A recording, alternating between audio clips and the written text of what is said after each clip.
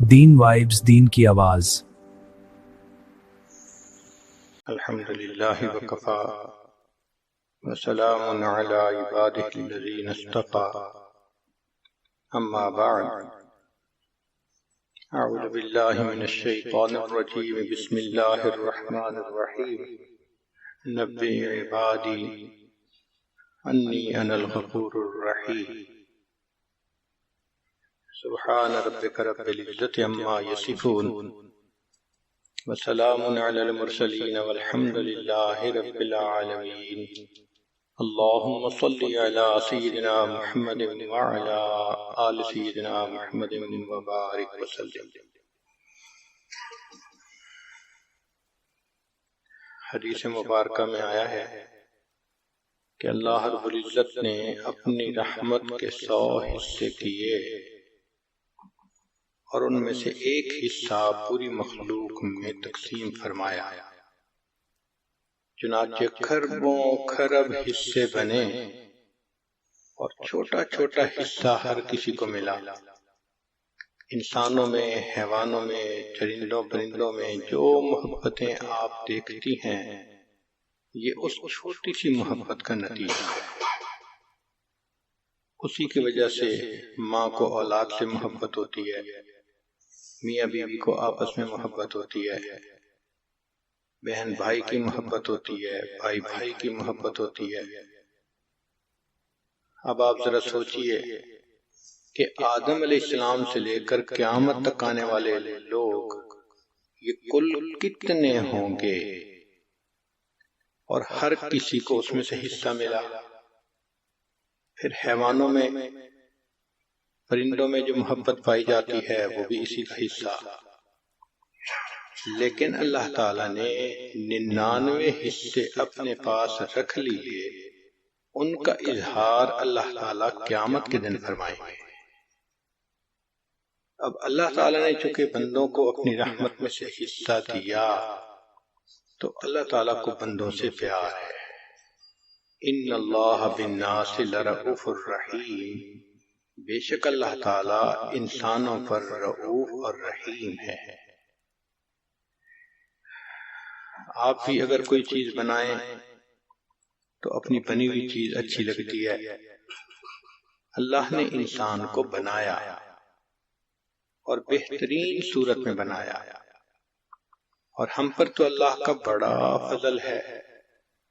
آپ غور کریں کہ جس وقت ہماری ولادت ہوئی، عین اسی لمحے جانوروں کے ہاں بھی بچے پیدا ہوئے، کہیں گدھے کے ہاں، کہیں گھوڑے کے ہاں۔ اللہ رب العزت نے ہمیں انسان کے ہاں پیدا فرمایا، یہ اللہ کا ہم پر کتنا بڑا فضل اور احسان ہے۔ پھر دوسرا انعام دیکھیے کہ جس لمحے ہماری ولادت ہوئی، عین اسی وقت کتنے بچے اس دنیا میں تھے جو کافرہ ماں کی گود میں پیدا ہوئے۔ ہمیں اللہ تعالیٰ نے ایمان والی ماں عطا فرمائی۔ یہ اللہ رب العزت کا ہم پر کتنا بڑا کرم اور احسان ہے۔ پھر اللہ رب العزت نے ہمیں اپنے پیارے حبیب صلی اللہ علیہ وسلم کی امت میں سے پیدا کیا۔ یہ وہ نعمت ہے جس کو حاصل کرنے کے لیے پہلے انبیاء دعائیں مانگتے تھے۔ حضرت موسیٰ علیہ السلام نے دعائیں مانگی، اللہ تعالیٰ نے حضرت عیسیٰ علیہ السلام کی دعا کو قبول کر لیا اور ان کو زندہ آسمانوں پر اٹھا لیا۔ قرب قیامت میں وہ واپس دنیا میں تشریف لائیں گے اور نبی علیہ السلام کی شریعت کے مطابق زندگی گزاریں گے۔ تو جس نعمت کو انبیاء مانگتے رہے، اللہ نے بن مانگے وہ نعمت عطا فرما دی۔ تو سوچئے اللہ تعالیٰ کے ہم پر کس قدر احسانات ہیں۔ یہ سب کس لیے؟ اے میرے بندے، تو مجھے بہت پیارا لگتا ہے۔ اللہ تعالیٰ نے انسان کو بہترین صورت میں پیدا فرمایا۔ مشہور واقعہ ہے کہ ایک حاکم وقت اپنی بیوی کے ساتھ ذرا اچھے موڈ میں تھا، اس کے حسن و جمال کی بڑی تعریفیں کر رہا تھا کہ تم ایسی ہو، اتنی خوبصورت ہو، اتنی خوبصورت ہو۔ بات کرتے کرتے وہ یہ کہہ گیا کہ اللہ کی قسم تم چاند سے بھی زیادہ خوبصورت ہو۔ علم کا زمانہ تھا۔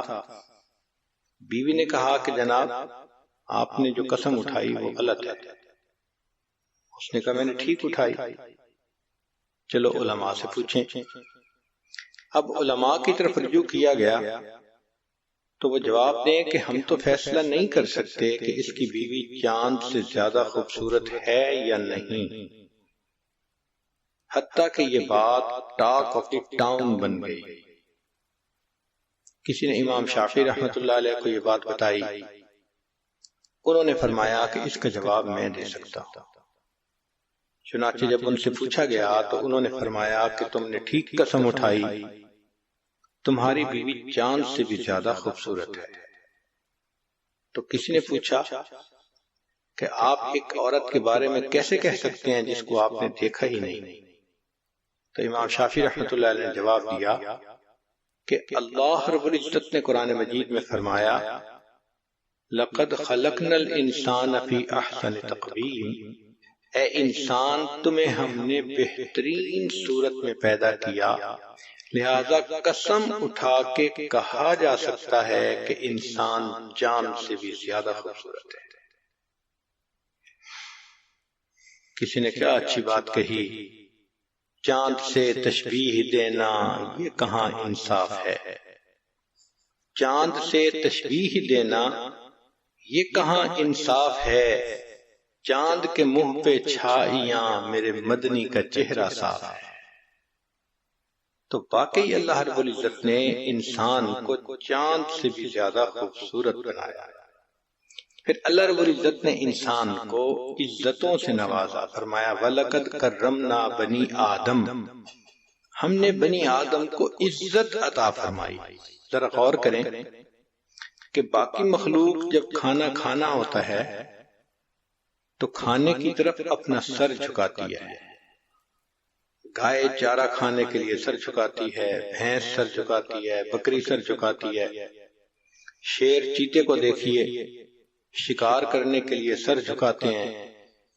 اللہ نے انسان کو وہ عظمت بخشی کہ اے میرے بندے تیرا سر تو صرف میرے سامنے جھکنے کے لیے ہے، اس کو کھانے کے لیے جھکنے کی ضرورت نہیں، میں تیرے ہاتھوں سے تیرا کھانا تیرے منہ تک پہنچا دوں گا۔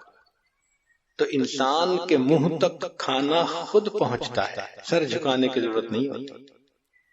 تو یہ انسان کو اللہ نے عظمت بخشی۔ فرمایا کھیتیاں سرسبز ہیں تیری رضا کے واسطے، کھیتیاں سرسبز ہیں تیری رضا کے واسطے، چاند سورج اور ستارے ہیں ضیاء کے واسطے، بحر و بر شمس و قمر ماء و شما کے واسطے،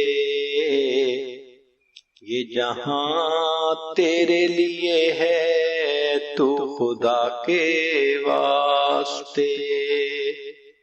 تو سارا جہان انسان کے لیے اور انسان اپنے رب رحمان کے لیے۔ تو اللہ رب العزت نے انسان کو عزتوں سے نوازا، اے انسان تو مجھے بہت پیارا لگتا ہے۔ پھر دیکھیے کہ اللہ نے انسان کا رزق اپنے ذمہ لیا، فرمایا وَفِي السَّمَاءِ رِزْقُكُمْ، تمہارا رزق آسمانوں میں ہے۔ دوسری جگہ فرمایا وَإِن مِّن شَيْءٍ إِلَّا عِندَنَا خَزَائِنُهُ، جو کوئی بھی چیز ہے ہمارے پاس اس کے خزانے ہیں، وَمَا نُنَزِّلُهُ إِلَّا بِقَدْرٍ مَّعْلُومٍ، ہم اس کو معلوم اندازے کے مطابق اتارتے ہیں۔ فرمایا وَمَا مِن دَابَّةٍ فِي الْأَرْضِ، الا علی اللہ رزقها، زمین میں جو بھی کوئی جاندار ہے اس کا رزق ہمارے ذمے ہے۔ اب جب رزق اللہ نے ذمے لے لیا تو دیکھیے ہمیں کتنی بڑی تسلی ہو گئی۔ اس لیے حدیث پاک میں آتا ہے کہ رزق بھی انسان کو تلاش کرتا ہے، موت بھی انسان کو تلاش کرتی ہے، فرق یہ ہے کہ رزق پہلے پہنچتا ہے، موت اس کے بعد پہنچتی ہے۔ اگر کسی پہاڑ کے نیچے پانی کا ایک قطرہ ہو جسے کسی بندے نے پینا ہے تو جب تک وہ بندہ پی نہ لے اس وقت تک اس کو موت نہیں آ سکتی۔ پھر ہر کوئی مطلب کا پیار کرتا ہے۔ کہنے والوں نے کہا دنیا مطلب دی او یار، ہر محبت کے پیچھے آپ کو غرض نظر آئے گی۔ مثال کے طور پہ ماں باپ کو اولاد سے محبت ہوتی ہے، اس میں بھی غرض، ماں باپ کی یہ غرض ہوتی ہے کہ ہمارے بچے اچھے بنیں گے، سیٹل ہو جائیں گے، ہمارے بڑھاپے کا سہارا بنیں گے، ہماری عزت کا سبب بنیں گے۔ اولاد کے دل میں یہ ہوتی ہے طلب کہ ماں باپ خرچ کریں گے، پڑھائیں گے تو ہم اچھے انسان بن سکیں گے۔ تو دونوں طرف طلب ہے۔ میاں اور بیوی دونوں کو ایک دوسرے کی ضرورت ہے، بیوی خاوند کی ضرورت ہے، خاوند بیوی کی ضرورت ہے۔ استاد اور شاگرد کو دیکھ لیجئے، استاد پڑھاتا ہے کہ اس کے بدلے مجھے کچھ ماہانہ ملے گا، شاگرد پڑھتا ہے کہ استاد کے پڑھانے سے میرے گریڈ اچھے آ جائیں گے۔ تو ہر جگہ آپ کو کوئی نہ کوئی مطلب نظر آئے گا، حتیٰ کہ پیر مرید کا تعلق بھی مطلب کا تعلق ہے۔ وہ کیسے؟ مرید کا مطلب یہ ہوتا ہے کہ میری تربیت ہو، میں اچھا انسان بن سکوں، اور شیخ کی یہ نیت ہوتی ہے کہ اگر یہ اچھا انسان بن گیا اللہ مجھ سے راضی ہو جائے۔ تو مطلب تو ہے، چاہے دنیا کا ہو چاہے دین کا ہو۔ تو ہر محبت کے پیچھے آپ کو کوئی مطلب نظر آئے گا۔ کائنات میں ایک محبت ایسی ہے جس کے پیچھے کوئی مطلب نہیں، کوئی غرض نہیں، وہ بے غرض محبت ہے، اور وہ محبت اللہ کو اپنے بندوں کے ساتھ ہے۔ ساری دنیا کے لوگ صدیق اکبر رضی اللہ تعالیٰ عنہ جیسے بن جائیں، اللہ کی شان میں کوئی اضافہ نہیں ہوتا۔ ساری دنیا کے لوگ فرعون کی طرح بدبخت بن جائیں، اللہ کی شان میں کوئی کمی نہیں آتی۔ اللہ کی عبادت کے لیے فرشتے بہت ہیں۔ پھر اللہ بندوں سے جو پیار کرتے ہیں وہ کس لیے؟ کہ اللہ تعالیٰ کو اپنے بندوں سے محبت ہے۔ حدیث قدسی ہے، فرمایا اے میرے بندے، کل یریدک لنفسہ وانا اریدک لک، ہر کوئی تجھ سے اپنے لیے محبت کرتا ہے، میں تجھ سے تیرے لیے محبت کرتا ہوں۔ تو اللہ تعالیٰ کی محبت بے غرض ہے، اس لیے اللہ تعالیٰ چاہتے ہیں کہ میرا بندہ میرے پاس رہے، میرے ساتھ رہے، مجھ سے دور نہ جائے۔ اب انسان گناہ کرتا ہے شیطان کے بہکانے پر، اور گناہ انسان کو اللہ سے دور کرتے ہیں۔ تو دیکھیں اللہ تعالیٰ نے گناہوں کو بخشنے کے کیسے کیسے سبب بنا دیے۔ یوں لگتا ہے کہ اللہ کی رحمت تل گئی ہے بندے کے گناہوں کو بخشنے کے لیے، بہانے بنا دیے بخشنے کے۔ غور کریں تو حیرانی ہوتی ہے میرے بندے، شیطان نے گناہ کروائے تجھے مجھ سے دور لے جانے کے لیے، میں نے بخشنے کے انتظام کر دیے تجھے اپنے قریب کرنے کے لیے۔ اس لیے اے میرے بندے تو مجھے بہت پیارا لگتا ہے۔ اب مثلا غور کیجئے کہ دو فرشتے ہیں، ایک نیکی لکھنے والا اور ایک گناہ لکھنے والا۔ اللہ نے نیکی والے فرشتے کو افسر بنا دیا اور دوسرے کو ماتحت بنا دیا۔ جب بندہ نیکی کا ارادہ کرتا ہے تو نیکی کا فرشتہ فوراً ارادہ کرنے پر بھی ایک نیکی لکھ دیتا ہے۔ اور جب نیکی کر لیتا ہے تو ایک کے بدلے 10 نیکیاں لکھتا ہے۔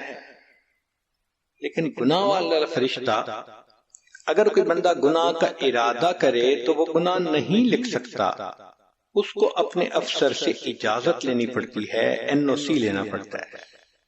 تو وہ پوچھتا ہے اس نے تو گناہ کا پکا ارادہ کر لیا، کیا میں گناہ لکھ لوں؟ تو وہ کہتا ہے کہ نہیں، جب تک کر نہ لے تم کیسے لکھ سکتے ہو؟ اب بندے نے فرض کرو گناہ کر لیا، وہ فرشتہ دوبارہ پوچھتا ہے اب تو کر لیا، اب میں لکھ لوں؟ تو اس کا افسر اس کو کہتا ہے تمہیں کیا جلدی پڑی ہے، ہو سکتا ہے یہ توبہ کر لے، دل میں نادم ہو، شرمندہ ہو، اور اللہ اس کو معاف کر دیں تو تم جو لکھ کے کاٹو گے کیا ضرورت ہے ایسا کرنے کی، انتظار کر لو۔ چنانچہ کئی پہر تک وہ انتظار کرواتا ہے۔ اگر اس دوران انسان اس گناہ پر نادم ہو تو فرمایا الندم توبۃ، دل میں نادم ہونا گناہ پر یہ توبہ ہوا کرتی ہے۔ اللہ دل کی ندامت کر گناہ کو معاف فرما دیتے ہیں۔ فرض کرو کہ اس نے احساس ہی نہ کیا اور گناہ لکھ دیا گیا، پھر اس نے دوسرا گناہ کر لیا، پھر تیسرا کر لیا، حتیٰ کہ اس بندے نے 5 گناہ کر لیے۔ اس کے بعد اگر وہ کوئی نیکی کرتا ہے تو نیکی والا فرشتہ اس کو کہتا ہے کہ سنو، اللہ کا قانون ہے من جاء بالحسنۃ فلہ عشر امثالھا، کہ جو بندہ ایک نیکی لائے گا ہم 10 گنا اجر دیں گے۔ ایک نیکی اس نے کی اور میں نے اس کے بدلے 10 نیکیاں لکھنی ہیں۔ میں 10 نیکیاں نہیں لکھتا، تم 5 گنا مٹا دو اور باقی 5 نیکیاں اس کی میں انٹری کر دیتا ہوں۔ اللہ اکبر کبیرہ، اللہ کی رحمت کا معاملہ دیکھیے، 5 گنا مٹا دیے جاتے ہیں اور بقیہ 5 نیکیاں لکھ دی جاتی ہیں۔ کیوں؟ اے میرے بندے تو مجھے بہت پیارا لگتا ہے۔ اب فرض کرو کہ اس بندے نے خود نیکیاں بھی نہیں کی، مگر اللہ تعالیٰ تو چاہتے ہیں نا کہ میں اس کے گناہوں کو معاف کروں، تو حدیث پاک میں ہے کہ اللہ نے باقی جانداروں کو ذمہ لگا دیا کہ تم انسانوں کے لیے دعا کرو۔ چنانچہ حیتان، مچھلیاں پانی میں انسان کے لیے استغفار کرتی ہیں، بلوں میں چیونٹیاں استغفار کرتی ہیں، ہوا میں پرندے استغفار کرتے ہیں، اور ان کے استغفار کو بہانہ بنا کر اللہ بندوں کے گناہوں کو معاف فرما دیتے ہیں۔ یہ کس لیے؟ اے میرے بندے تو مجھے بہت پیارا لگتا ہے۔ پھر ذرا اس سے اگلی بات دیکھیے کہ اللہ تعالیٰ نے اپنی معصوم مخلوق جن کو فرشتے کہتے ہیں ان کے ذمہ لگا دیا۔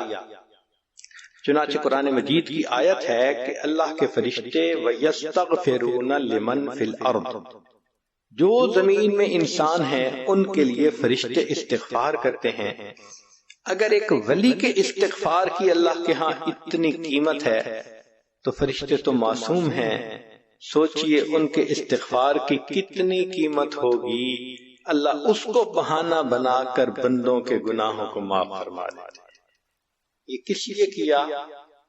اے میرے بندے تو مجھے بہت پیارا لگتا ہے۔ پھر اللہ تعالیٰ نے اور مہربانی فرمائی، جو انسان وضو کرتا ہے تو وضو کے اعضاء کے گناہ دھل جاتے ہیں، غسل کرتا ہے پورے جسم کے گناہ دھل جاتے ہیں، حتیٰ کہ نماز پڑھنے سے بھی گناہ دھل جاتے ہیں۔ حدیث پاک میں آتا ہے کہ اگر کسی شخص کے دروازے پر ایک نہر ہو اور وہ روزانہ 5 مرتبہ اس میں غسل کرے تو بتاؤ اس کے جسم پر کوئی میل کچیل بچے گی؟ صحابہ نے عرض کیا، اے اللہ کے حبیب صلی اللہ علیہ وسلم، اس کے جسم پر تو میل کا نام و نشان نہیں ہوگا جو دن میں 5 مرتبہ نہائے۔ نبی صاحب نے فرمایا، جو شخص باقاعدگی سے 5 نمازیں ادا کرتا ہے اس کے دل پر بھی اسی طرح گناہوں کی میل نہیں رہ سکتی۔ اب نماز سے بھی دل دھل گئے، پھر جمعہ کے بارے میں فرمایا کہ جو بندہ اہتمام کے ساتھ غسل کر کے اچھے کپڑے پہن کے خوشبو لگا کے وقت سے پہلے جمعہ کی نماز کے لیے آئے، تو حدیث پاک میں ہے کہ پچھلے جمعے سے لے کر اس جمعہ تک کے درمیان جتنے گناہ تھے اللہ سب گناہوں کو معاف فرما دیتے۔ اس لیے اے میرے بندے تو مجھے بہت پیارا لگتا ہے۔ پھر عید کا موقع آتا ہے، اللہ تعالیٰ فرشتوں سے پوچھتے ہیں کہ یہ میرے بندے کیوں ایک جگہ پر اکٹھے ہیں؟ حالانکہ اللہ تعالیٰ تو علام الغیوب ہیں، دلوں کے بھید جانتے ہیں، مگر فرشتوں کو گواہ بنانے کی خاطر اللہ پوچھتے ہیں لوگ کیوں جمع ہیں؟ فرشتے کہتے ہیں کہ یا اللہ یہ وہ بندے ہیں جنہوں نے رمضان کے روزے رکھے، تراویح پڑھی، اب رمضان ختم ہوا، یہ عید کی نماز کے لیے اکٹھے ہو گئے۔ اس کے بعد اللہ پوچھتے ہیں اچھا بتاؤ کہ جو مزدور پوری مزدوری کرے اس کا کیا بدلہ ہو سکتا ہے؟ تو فرمایا کہ پھر اس کے بدلے اس کے گناہوں کو بخش دیا جائے۔ تم اعلان کر دو اے میرے بندو جو عید کی نماز پڑھنے کے لیے آئے ہو، قوموا مغفورا لکم، کھڑے ہو جاؤ بخشائے ہم نے تمہارے گناہوں کو تمہاری نیکیوں میں تبدیل کر دیا۔ سبحان اللہ، مولا آپ کتنا کریم ہیں، کتنے مہربان ہیں، صرف گناہ ہی معاف نہیں فرماتے، گناہوں کو الٹا نیکیوں میں تبدیل فرما دیتے ہیں۔ یہ کس لیے؟ اے میرے بندے تو مجھے بہت پیارا لگتا ہے۔ اور یہ بات سمجھ میں آتی ہے، ماں کو اپنی اولاد سے محبت ہوتی ہے، تو اگر کسی وقت بچہ پوٹی کرے اور اس سے بو آ رہی ہو تو ماں سے ذرا برداشت نہیں ہوتا، ذرا اس کو فیل ہوگا، فوراً بچے کو لے کے جائے گی اور اس کے ڈائپر تبدیل کرے گی، اس کو دھوئے گی، صاف کرے گی، نہلائے گی، پھر اچھے کپڑے پہنا کر سرما لگا کر خوشبو لگا کے لائے گی۔ جو بندہ اس بچے کو دیکھتا ہے اس کو اپنے سینے سے لگا لیتا ہے، وہ بچہ اتنا پیارا لگ رہا ہوتا ہے۔ اسی طرح اللہ تعالیٰ کو بندوں سے پیار ہے۔ اللہ تعالیٰ نہیں چاہتے کہ میرے بندوں سے گناہ کی نجاست کی بو آئے، لہذا جب کوئی بندہ گناہ کرتا ہے اللہ تعالیٰ کسی نہ کسی بہانے سے اس کے گناہوں کے میل کو اتار دیتے ہیں۔ کیوں کیا؟ اے میرے بندے تو مجھے بہت پیارا لگتا ہے۔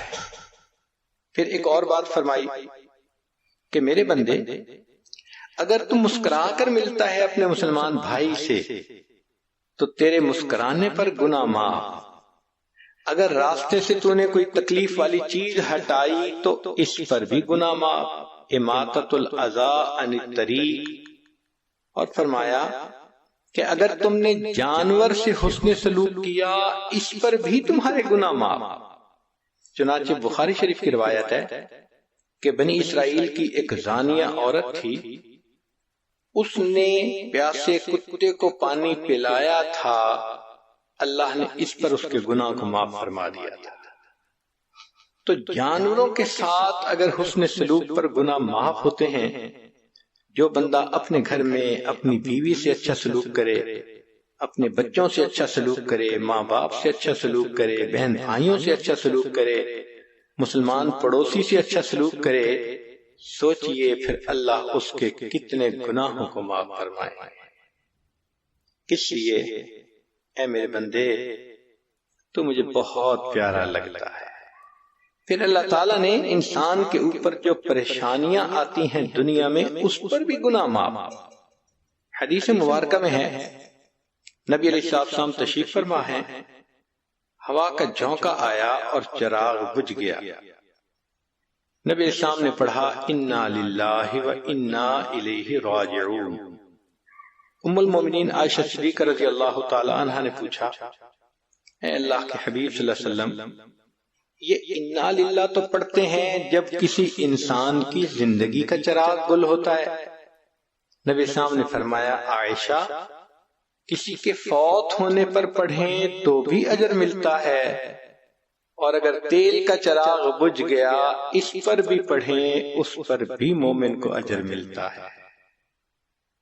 اب سوچنے کی بات ہے کہ چراغ کا بجھ جانا چھوٹی سی چیز نظر آتی ہے، اللہ اس پر بھی بندے کو اجر عطا فرماتے ہیں۔ پھر فرمایا کہ اگر اس دنیا میں بندے کو کوئی تکلیف پہنچتی ہے، بیماری آتی ہے، اس سے بھی گناہ معاف۔ حتیٰ کہ حدیث پاک کا مفہوم ہے کہ جب کوئی بندہ بیمار ہوتا ہے، اللہ تعالیٰ فرشتوں کو فرماتے ہیں کہ دیکھو میرا یہ بندہ یہ صحت کے عالم میں یہ عبادتیں کرتا تھا، اب بیمار ہو گیا، نہیں کر سکے گا، مگر تم ان کا حساب اسی طرح لکھتے رہنا جو صحت میں کرتا تھا، بیماری میں اس کا ثواب تم کنٹینیو کرنا، اس کو چھوڑنا نہیں۔ اور میرے فرشتوں تکلیف کی وجہ سے میرا یہ بندہ کراہے گا، مگر کراہنے پر تم نے سبحان اللہ الحمدللہ پڑھنے کا اجر لکھنا ہے۔ اور میرا یہ بندہ تکلیف میں اپنی کروٹ بدلے گا، تم نے کروٹوں کے بدلنے پر رکوع اور سجدے کا ثواب لکھنا ہے۔ چنانچہ وہ بندہ بیماری سے اس طرح پاک ہوتا ہے کہ گناہوں سے ایسے پاک ہو جاتا ہے جیسے اس دن پاک تھا جب اس کی ماں نے اس کو جنم دیا تھا۔ سبحان اللہ، سبحان اللہ۔ یہ اللہ نے سب بہانے بنا دیے، سبب بنا دیے کہ میرے بندے کے دل پر گناہوں کی میل نہ رہے، نجاست نہ رہے۔ میں اپنے بندے کے گناہوں کو معاف کرنا پسند فرماتا۔ پھر حدیث پاک میں آتا ہے کہ اگر کسی بندے کی عمر 90 سال ہو جائے تو اللہ تعالیٰ فرماتے ہیں کہ اے میرے بندے، کلمہ پڑھتے پڑھتے اب تیری عمر 90 سال کی ہو گئی، تیرے سب گناہ میں نے معاف کر دیے، تجھ سے حساب لیتے مجھے حیا آتی ہے۔ اور اے میرے بندے، تو زمین میں میرا قیدی ہے، اسیر اللہ فی الارض۔ زمین میں قیدی سے کیا مراد؟ کہ بس قید سے بندہ چھوٹتا ہے، سیدھا اپنے گھر آتا ہے۔ تم اس دنیا کی قید سے چھوٹو گے، سیدھا اپنے گھر جنت میں پہنچ جاؤ۔ اور ساتھ یہ بھی کہا جاتا ہے کہ اے میرے بندے، تو بوڑھا ہو گیا، تیرے بچے بھی ہیں، تیرے نواسے بھی ہیں، پوتے بھی ہیں، سب تجھ سے محبت کرتے ہیں، لہذا ہم تیرے اہل خانہ کے بارے میں تیری شفاعت کو بھی قبول فرمائیں۔ اللہ اکبر کبیرہ۔ یہ کیوں ایسا ہوا؟ اس لیے کہ اللہ تعالیٰ فرماتے ہیں اے میرے بندے، تو مجھے بہت پیارا لگ رہا ہے۔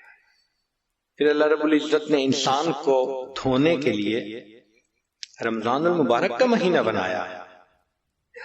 حدیث پاک میں ہے الصوم لی وانا اجزی بہ، روزہ میرے لیے ہے اور روزے کا بدلہ بھی میرے ذمے ہے۔ محدثین نے لکھا کہ اللہ تعالیٰ نے روزے کا بدلہ اپنے ذمے کیوں لے لیا؟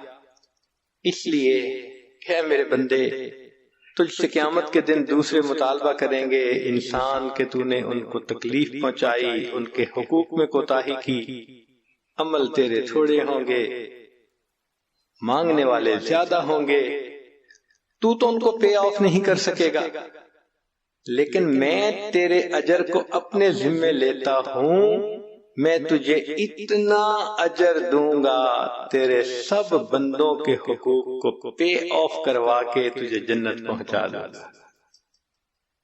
یہ اللہ کی رحمت سے کیسے انسان توقع کر سکتا ہے کہ عمل کی پیمنٹ اللہ کرے اور پھر وہ اتنی تھوڑی ہو کہ انسان دوسروں کو پیمنٹ ہی نہ کر سکے؟ اللہ اللہ نے فرمایا میرے بندے، میں نے یہ کام اپنے ذمے لے لیا، میرے لیے تو نے روزہ رکھا، دیکھ میں تیرے گناہوں کو بخشوا کر تجھے کس طرح جنت پہنچاتا۔ اس لیے فرمایا من صام رمضان ایمانا و احتسابا غفر له ما تقدم من ذنبه۔ جس نے رمضان کے روزے ایمان اور احتساب کے ساتھ رکھے اللہ تعالیٰ اس کے پچھلے سب گناہوں کو معاف فرما دیتے ہیں۔ حضرت علی رضی اللہ عنہ فرمایا کرتے تھے اگر اللہ رب العزت نے اس امت کو عذاب دینا ہوتا تو اللہ تعالیٰ اسے رمضان کا مہینہ عطا نہ فرماتے۔ رمضان کا مہینہ دینے کا مطلب یہی کہ اللہ اس امت کو معاف کرنا چاہتے ہیں۔ علماء نے ایک پیارا نقطہ لکھا ہے، وہ فرماتے ہیں کہ یوسف علیہ السلام 12 بھائی تھے، احد عشرہ کوکبہ 11 بھائی اور 12ویں یوسف علیہ السلام، تو کل 12 تھے، مگر یوسف علیہ السلام کی وجہ سے اللہ نے 11 بھائیوں کے قصوروں کو معاف کر دیا تھا، کہہ دیا تھا لا تثریب علیکم اليوم۔ تو جس طرح یوسف علیہ السلام کی وجہ سے 11 بھائی کے قصوروں کو معاف کر دیا، رمضان کا مہینہ یوسف علیہ السلام کی مثال ہے، اللہ اس مہینے کے صدقے بقیہ 11 مہینوں کی غلطیوں کو معاف فرما دیتا ہے۔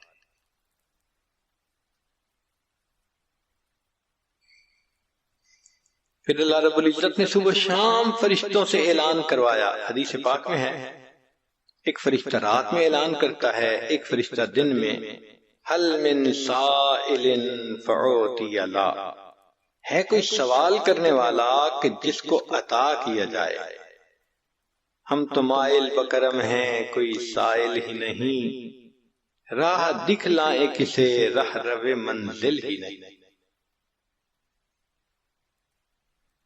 پھر اس سے بھی اگلی بات ذرا دیکھیے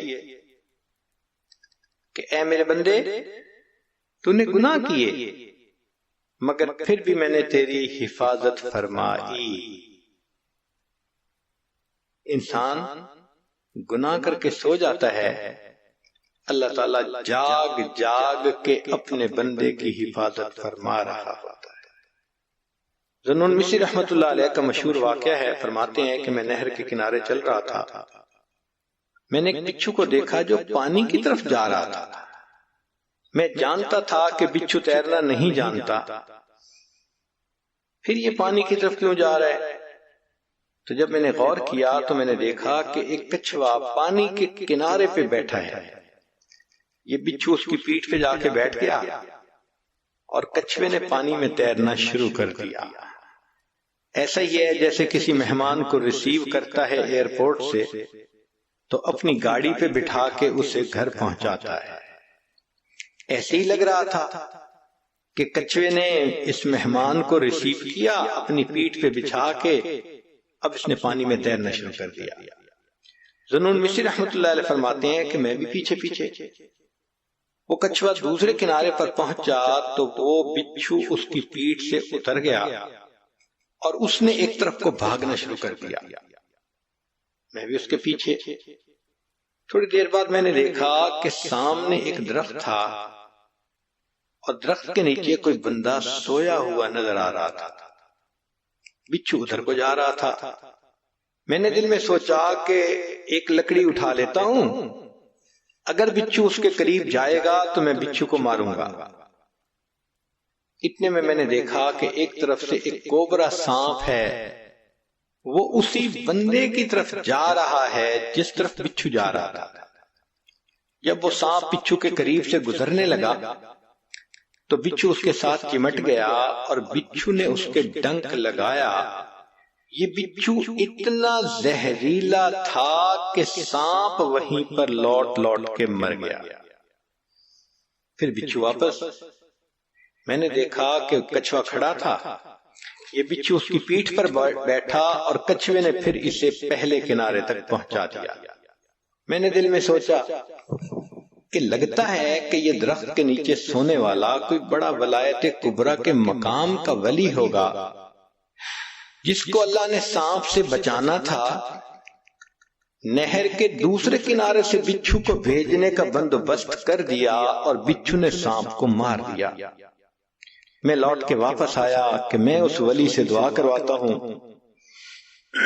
جب قریب آ کے دیکھا تو میں نے دیکھا کہ وہ نوجوان تھا اور اس کے منہ سے شراب کی بو آ رہی تھی۔ میں نے اس کو جگایا اور میں نے اس کو کہا کہ دیکھ، تو شراب پی کے میٹھی نیند سو گیا، تیرا پروردگار جاگ جاگ کے تیری حفاظت کرتا رہا۔ جب اس نوجوان نے سانپ کو مرے دیکھا تو اس کی آنکھوں سے آنسو آ گئے، کہنے لگے اللہ آپ کتنے کریم ہیں، میں کبیرہ گناہ کا مرتکب ہو کے میٹھی نیند سو گیا، تو پروردگار جاگ جاگ کے میری حفاظت فرماتا رہا۔ اس نے کہا کہ میں آج کے بعد اپنے اللہ کی کبھی بھی نافرمانی نہیں کروں گا۔ اسی لیے انسان اللہ کے در سے دور بھاگتا ہے۔ شان بے نیازی کا تعلق تو یہی تھا کہ اگر کوئی اللہ کے در سے پیٹھ پھیر کے جاتا، اللہ پیچھے سے اس کی پیٹھ میں ایک لات لگوا دیتے اور یہ بھی کہہ دیتے کہ او بدبخت، میرے دروازے سے پیٹھ پھیر کے جا رہا ہے، اب میں دروازہ ہمیشہ کے لیے بند کر رہا ہوں۔ مگر اللہ تعالیٰ ایسا تو نہیں کرتے، جو پیٹھ پھیر کے جاتا ہے اللہ اس کو بلاتے ہیں، یا ایھا الانسان ما غرک بربک الکریم، اے انسان تجھے تیرے کریم پروردگار سے کس چیز نے دھوکے میں ڈال دیا۔ جیسے چھوٹا بچہ ماں سے روٹھ جاتا ہے تو ماں سمجھاتی ہے بیٹا ماما سے نہیں روٹھا کرتے۔ اس آیت مبارکہ میں اللہ تعالیٰ اپنے بندے کو سمجھا رہے ہیں، او میرے گنہگار بندے، میرے دروازے سے پیٹھ پھیر کے کیوں جاتے ہو، میں تو ابھی بھی تمہاری انتظار میں ہوں۔ کوئی ماں اپنے بچھڑے بیٹے کا اتنا انتظار نہیں کرتی جتنا پروردگار اپنے بگڑے ہوئے بندے کا انتظار فرماتے ہیں۔ اور جب وہ بندہ کبھی اللہ کے در کی طرف متوجہ ہو جائے، اللہ تعالیٰ اس بندے سے اس کو تانا نہیں دیتے کہ اب بڑھاپے میں تجھے میرا گھر یاد آیا، تیری جوانی کہاں گئی، تیرا حسن و جمال کہاں گیا، تیرا مال و منال کہاں گیا۔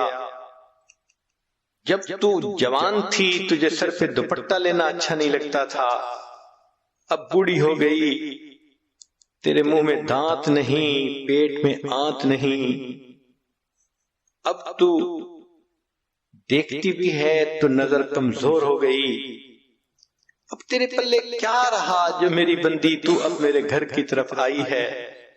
اللہ تعالیٰ کوئی تانا نہیں دیتے، بس اتنا کہتے ہیں کہ تو ہانپتی ہوئی کانپتی ہوئی میرے گھر کی طرف آ رہی ہے، میں پروردگار اتنا مہربان ہوں، تو ایک بالشت آئے گی میری رحمت دو بالشت تیری طرف پہنچے گی۔ وَإِنْ أَتَانِي يَمْشِي أَتَيْتُهُ هَرْوَلًا، ہے میری بندی تو چل کے میرے گھر کی طرف آئے گی، میری رحمت دوڑ کے تیری طرف جائے گی۔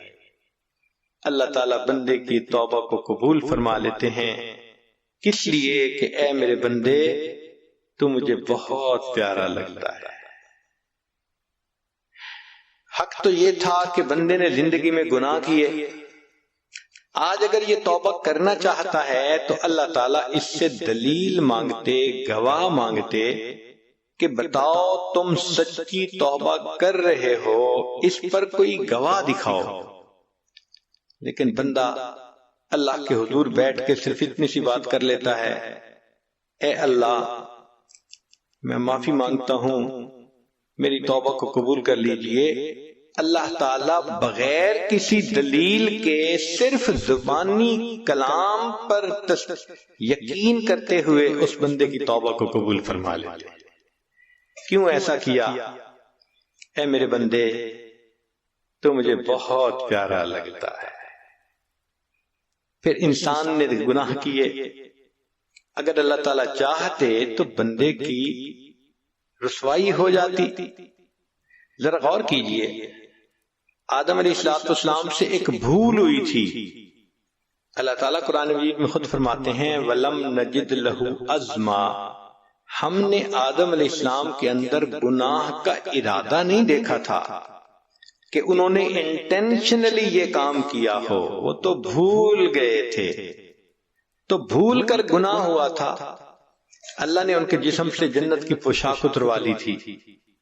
حدیث پاک میں ہے کہ اما حوا اور آدم علیہ السلام درختوں کے بڑے بڑے پتوں سے اپنے ستر کو چھپا رہے تھے، پھر اللہ تعالیٰ نے ان کو جنت سے دنیا میں بھیج دیا، یعنی گھر سے بھی نکال دیا، اور جب دنیا میں آئے تو اللہ نے قرآن مجید میں اس واقعے کا تذکرہ کر کے ان کو سارے انسانوں کو سامنے کو ان کے اس معاملے سے اطلاع بھی عطا فرما دی۔ اللہ اکبر! اگر اللہ تعالیٰ چاہتے میری بندی تو نے فلاں کرتوت کیا، میں تیری اولاد کو اطلاع دے دیتا ہوں، میں تیرے خاوند کو اطلاع دے دیتا ہوں، میں تیرے باپ کو اطلاع دے دیتا ہوں، ہمارا کیا بنتا۔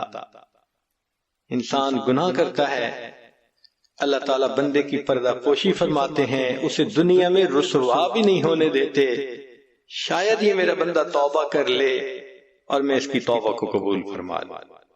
یہ کس لیے؟ اے میرے بندے، تو مجھے بہت پیارا لگتا ہے۔ بنی اسرائیل کے اندر یہ دستور تھا کہ انسان جو گناہ کرتا تھا اس کے دروازے کے اوپر لکھا ہوا مل جاتا تھا کہ اس بندے نے فلاں گناہ کیا۔ اس امت کے ساتھ اللہ کی کتنی رحمت ہے، اللہ کسی کو پتہ بھی نہیں چلنے دیتے۔ سچی بات تو یہ ہے کہ اگر اللہ تعالیٰ نے قیامت کے دن کسی خاتون کو یہ کہہ دیا، اے میری بندی میں تجھے چوائس دیتا ہوں، یا تو میں تیرے سارے کرتوتوں کی کیسٹ تیرے خاوند کے سامنے چلاتا ہوں، تیرے باپ کے سامنے چلاتا ہوں، تیرے اولاد کے سامنے چلاتا ہوں، یا تو یہ اجازت دے ورنہ پھر خود جہنم میں چلی جا۔ تو شاید عورت کہے گی اللہ میرے خاوند کے سامنے میرے کرتوت نہ کھولنا، بیٹی کہے گی باپ کے سامنے مجھے رسوا نہ کرنا، ماں کہے گی اولاد کے سامنے میری حقیقت نہ کھولنا، اللہ میں خود ہی جہنم چلی جاتی۔ اللہ رب العزت کتنے مہربان ہیں، دنیا میں گناہوں کے باوجود اللہ اپنے بندوں کو رسوا نہیں ہونے دیتے۔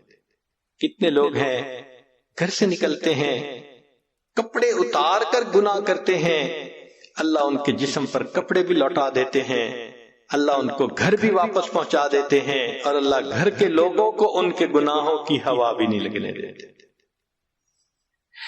یہ کس لیے؟ اے میرے بندے تو مجھے بہت پیارا لگتا ہے۔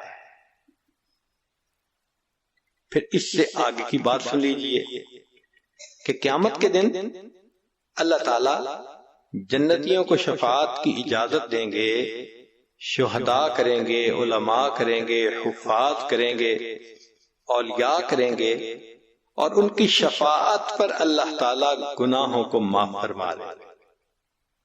چنانچہ امام غزالی رحمت اللہ علیہ نے یہ بات نقل کی ہے کہ ایک وقت آئے گا کہ سب شفاعت کر لیں گے، ایک بندے کی شفاعت کرنے والا کوئی جنتی بھی نہیں ہوگا۔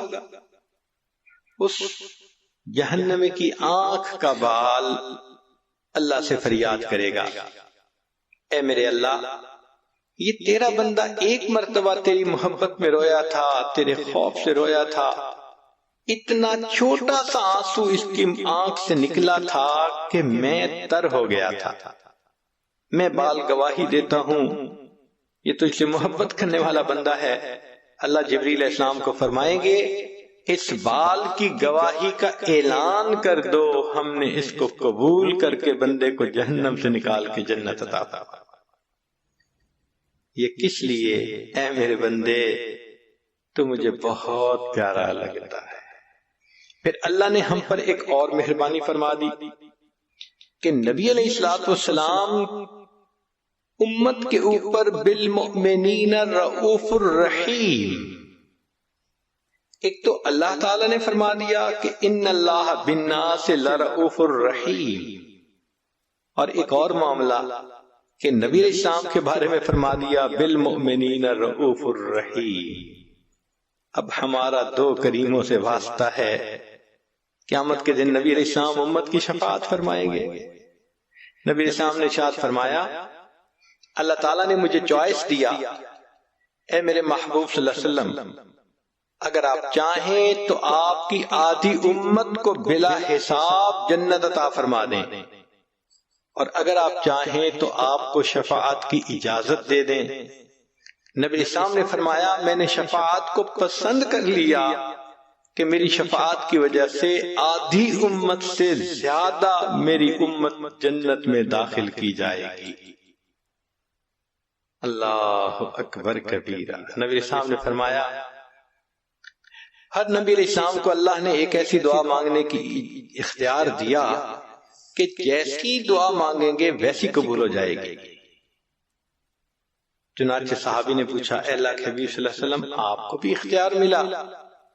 نبی صاحب نے فرمایا، ہاں مجھے بھی اختیار ملا۔ اے اللہ کے حبیب صلی اللہ علیہ وسلم، پھر آپ نے کون سی دعا مانگی؟ نبی صاحب نے فرمایا، میں نے دعا نہیں مانگی، میں نے اس کو ذخیرہ رکھ لیا، قیامت کے دن جب میری امت کا حساب شروع ہوگا میں اس وقت وہ دعا مانگوں گا اور امت کو لے کر جنت میں جاؤں گا۔ نبی علیہ السلام کو امت سے کتنا پیار تھا، راتوں کو روتے تھے، رب امتی رب امتی رب امتی۔ چنانچہ ام المؤمنین عائشہ صدیقہ رضی اللہ تعالیٰ عنہ فرماتی ہیں کہ جب نبی علیہ السلام کے اوپر آخری مرض کا حملہ ہوا تو محبوب صلی اللہ علیہ وسلم کو اتنا تیز بخار تھا کہ اوپر کپڑا ڈالا گیا تھا، کپڑے کے اوپر سے مجھے گرمی محسوس ہو رہی تھی، اور نبی علیہ السلام کی طبیعت کے اندر آثار محسوس ہوتے تھے کہ بہت تکلیف ہے۔ ایک پیالہ پانی کا رکھا میں نے قریب میں، میرے آقا صلی اللہ علیہ وسلم اس میں اپنا مبارک ہاتھ ڈالتے اور وہ گیلا ہاتھ اپنے چہرے پر پھیرتے۔ میں بخار کی شدت کو دیکھتی، تکلیف کی شدت کو دیکھتی تو میں کہتی کہ میرے آقا اتنی تکلیف میں کیوں ہیں؟ میں نے پوچھ لیا، اے اللہ کے حبیب صلی اللہ علیہ وسلم، ایسا بخار تو کبھی نہیں دیکھا، جتنی آپ کو تکلیف محسوس ہو رہی ہے اتنی تکلیف تو کبھی نہیں دیکھی۔ نبی اسلام نے جواب میں فرمایا، عائشہ، مومن کو اس دنیا میں جو موت کے وقت تکلیف ہوتی ہے اس پر اس کے گناہوں کو معاف کر دیا جاتا ہے۔ میں نے اپنے اللہ سے یہ دعا کی تھی، اللہ جب میری موت کا وقت قریب آئے تو میری تکلیف زیادہ مجھے دے دینا اور اس کے بدلے میری امت کے گناہوں کو معاف فرما دینا۔ عائشہ، یہ وہ تکلیف ہے جو مجھے پہنچ رہی ہے۔ اللہ کے حبیب صلی اللہ علیہ وسلم اتنی تکلیف برداشت فرما رہے تھے۔ اسی دوران دروازے پہ دستک ہوتی ہے تو پوچھا گیا کون؟ جواب ملا، جبریل علیہ السلام اور اسرائیل علیہ السلام حاضری کی اجازت چاہتے ہیں۔ نبی السلام نے فرمایا، جبرائیل کو آنے دو۔ جبریل علیہ السلام آگئے۔ اے جبرائیل کیوں آئے؟ اللہ کے حبیب صلی اللہ علیہ وسلم، اللہ تعالیٰ نے آپ کو یاد فرمایا ہے۔ نبی السلام نے فرمایا، جبرائیل اللہ تعالیٰ سے پوچھ کر پہلے مجھے یہ بتاؤ، اللہ میرے بعد میری امت کا کیا حال ہوگا؟ جبرائیل السلام نے پوچھا، رب کریم نے جواب بھجوایا کہ جبرائیل جا کر میرے محبوب صلی اللہ علیہ وسلم کو بتلا دو، اے میرے پیارے حبیب صلی اللہ علیہ وسلم، ہم آپ کے بعد آپ کی امت کو تنہا نہیں چھوڑیں گے۔ جب نبی علیہ السلام کو تسلی ہو گئی تب آقا صلی اللہ علیہ وسلم نے فرمایا کہ ملک الموت کو بھی بلا لو۔ تب اللہ کے حبیب صلی اللہ علیہ وسلم نے پردہ فرما لی۔ یہ کیوں اللہ نے محبوب صلی اللہ علیہ وسلم کے دل میں رحمت ڈال دی؟ ہے میرے بندے، تو مجھے بہت پیارا لگتا ہے۔ اور پھر آخری بات دیکھیے، امام غزالی رحمت اللہ علیہ نے تفصیل لکھی ہے، جب جنمی جہنم سے بری ہوتے جائیں گے ایک وقت آئے گا کہ کوئی جہنمی کا عمل ایسا نہیں ہوگا کہ جس کی وجہ سے اس کو معافی مل سکے، مگر اللہ فرمائیں گے، علماء نے بھی شفاعت کی، شہداء نے بھی کی، جنتیوں نے بھی کی، انبیاء نے بھی کی، سب نے اپنی طرف سے اپنی ہمدردی اور محبت کا اظہار کیا۔ اب کوئی ایسا نہیں جو اور کسی کی شفاعت کرے، اب میں اپنی رحمت کا اظہار کرتا ہوں۔ اللہ تعالیٰ اپنی رحمت سے جہنم سے 3 لپیں بھریں گے۔ لپ کہتے ہیں کہ اگر گندم کے دانے پڑے ہوں اور آپ دونوں ہتھیلیوں سے اس کو بھر لیں تو ہزاروں دانے آ جائیں گے۔ تو اگر ہماری چھوٹی سی ہتھیلی پر ہزاروں دانے آتے ہیں تو اللہ رب العزت کی لپ کتنی بڑی ہوگی، کتنے لوگ اس میں سے نکلیں گے؟ فرمایا خربوں لوگ نکلیں گے۔ ایک مرتبہ لب بھریں گے، دوسری مرتبہ بھریں گے، تیسری بھریں گے، اور ان سب کو باہر نکال دیا جائے گا، اور پھر ان کو کہا جائے گا کہ اس تالاب میں غسل کر لو۔ وہ غسل کریں گے، ان کے جلے ہوئے بدن ٹھیک ہو جائیں گے، پھر اللہ تعالیٰ ان کے لیے جنت میں جانے کا فیصلہ کر دیں گے۔ مگر ان کے ماتھے پر اتقاء الرحمن، رحمان کے آزاد کردہ بندے، یہ لکھا جائے گا۔ یہ لوگ جنت میں جائیں گے، رہیں گے، تو جنتی ان کے ساتھ مذاق کیا کریں گے، ہم تو ڈائریکٹ جنت آ گئے اللہ کی رحمت سے، اور تمہارے اوپر تو مہر لگی، تم وایا جہنم آئے ہو۔ تو ایک ایسا وقت آئے گا کہ یہ اتقاء الرحمن اللہ رب العزت سے مل کر دعا کریں گے کہ اللہ جب آپ نے جنت میں بھیج ہی دیا، یہ مہر بھی تو اتار دیجئے تاکہ کوئی ہمیں تانا نہ دے سکے۔ اللہ رب العزت ان کے ماتھوں سے اس مہر کو ختم کر دیں گے اور ان کو بھی جنت میں رہنے کی توفیق دے دیں گے۔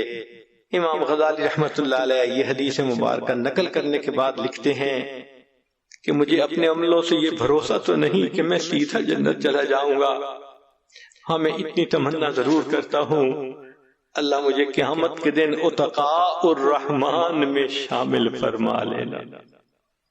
اس یہاں سے کبھی ہم نے کنارہ نہ کیا، پر تو نے دل آزردہ ہمارا نہ کیا، ہم نے تو جہنم کی بہت کی تدبیر، لیکن تیری رحمت نے گوارا نہ کیا۔ میرے مالک آپ کتنے مہربان ہیں، ہم بھاگ بھاگ کے گناہ کرتے ہیں، دوڑ دوڑ کے گناہ کرتے ہیں، اللہ آپ ہمیں گھیر گھیر کے مسجد پہنچا دیتے ہیں، مدرسہ پہنچا دیتے ہیں، نیک علماء صلحاء کی مجلس میں پہنچا دیتے ہیں تاکہ ہم کوئی نیکی کی بات سن کر نیکی پر عمل کرنے والے بن جائیں۔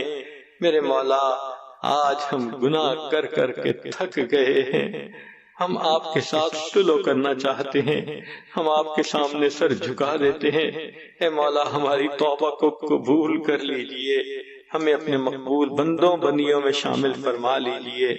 اے کریم آقا جو مانگا عطا فرما، جو مانگنا چاہیے تھا نہیں مانگ سکے وہ بھی عطا فرما۔ صلی اللہ تعالی علی حبیبہ سیدنا محمد وآلہ واصحابہ اجمعین برحمتک یا ارحم الراحمین۔